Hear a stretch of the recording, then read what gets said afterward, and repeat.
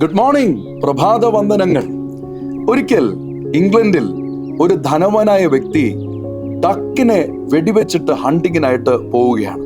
അപ്പോൾ ഈ പറക്കുന്ന ടൈപ്പ് ഓഫ് ബേർഡിനെയാണ്. അപ്പോൾ അതിനെ അസിസ്റ്റ് ചെയ്യാനായിട്ട് സാം എന്ന് പറയുന്ന ഒരു ക്രിസ്ത്യാനി പയ്യനെ കൂടെ ചേർത്തു. ഈ ഉടമസ്ഥൻ അല്ലെങ്കിൽ ഈ ഹണ്ടിങ്ങിന് പോയിരിക്കുന്ന ധനവാൻ, അദ്ദേഹം ഒരു നിരീശ്വരവാദിയായിരുന്നു.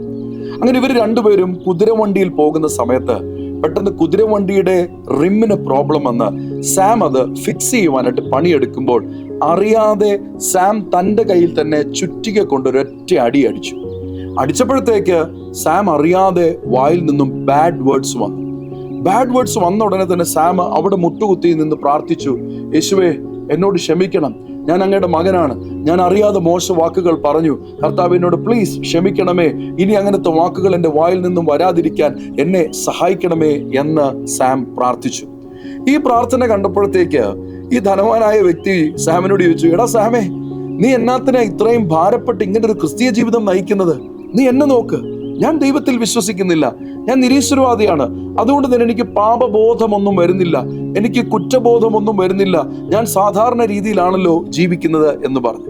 ഇങ്ങനെ പറഞ്ഞുകൊണ്ടിരിക്കുമ്പോൾ തന്നെ പെട്ടെന്ന് 2 ഡക്സ് പറന്നു പോകുന്നത് അദ്ദേഹം കണ്ടു. പെട്ടെന്ന് ആ ഉടമസ്ഥൻ തോക്കെടുത്ത് 2 വെടിവെച്ചു. ഒരെണ്ണം താഴെ വീണു, മറ്റേത് പാതി വെടിയ കൊണ്ട് ഇങ്ങനെ പറന്നും ഓടിപ്പോകാൻ ശ്രമിക്കുന്നത് പോലെ ആ ഉടമസ്ഥൻ കണ്ടു. പെട്ടെന്ന് ഉടമസ്ഥൻ പറഞ്ഞു, സാം, ആ മരിച്ചു വീണ താറാവിനെ നീ എടുക്കാൻ നോക്കണ്ട, ആ ഓടുന്ന താറാവിനെ നീ ഓടിച്ചിട്ട് പിടിക്കാനായിട്ട് പറഞ്ഞു. അപ്പോൾ സാം ആ താറാവിനെ പിടിച്ചുകൊണ്ട് വന്നിട്ട് തിരികെ ഉടമസ്ഥന്റെ കയ്യിൽ ഏൽപ്പിച്ചിട്ട് പറഞ്ഞു, ഇപ്പോൾ എനിക്ക് നിങ്ങൾ നേരത്തെ ചോദിച്ച ചോദ്യത്തിന് ഉത്തരം കിട്ടി. എന്റെ ജീവിതം ഇതുപോലെയാണ്. മുറിവേറ്റ് സാത്താന്റെ കെണിയിൽ നിന്നും ഓടി രക്ഷപ്പെടുവാനാണ് ഞാൻ നോക്കിക്കൊണ്ടിരിക്കുന്നത്. സാത്താൻ ഉന്നം വയ്ക്കുന്നത് എന്നെ തന്നെയാണ്. പക്ഷേ നേരത്തെ ആ താറാവില്ലേ, ആദ്യം മരിച്ചു വീണ ആ താറാവ്, ആ മരിച്ചു വീണ താറാവിന്റെ പുറകെ പോകരുതെന്നല്ലേ സാറ് പറഞ്ഞു? എന്തുകൊണ്ടാ?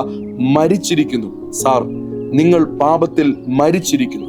അതുകൊണ്ടാണ് സാത്താൻ നിങ്ങളെ യാതൊരു രീതിയിലും ഉപദ്രവിക്കാതെ നിങ്ങളുടെ പുറകെ വരാത്തത്. എന്നാൽ ഞാനോ രക്ഷിക്കപ്പെട്ട് സാത്താന്റെ കെണിയിൽ നിന്നും ഓടുന്നത് കൊണ്ട് എൻ്റെ പുറകെ ബൈബിൾ പറയുന്നത് പോലെ ആരെ വിഴുങ്ങേണ്ടു എന്ന് അലറുന്ന സിംഹം പോലെ വരുന്നു.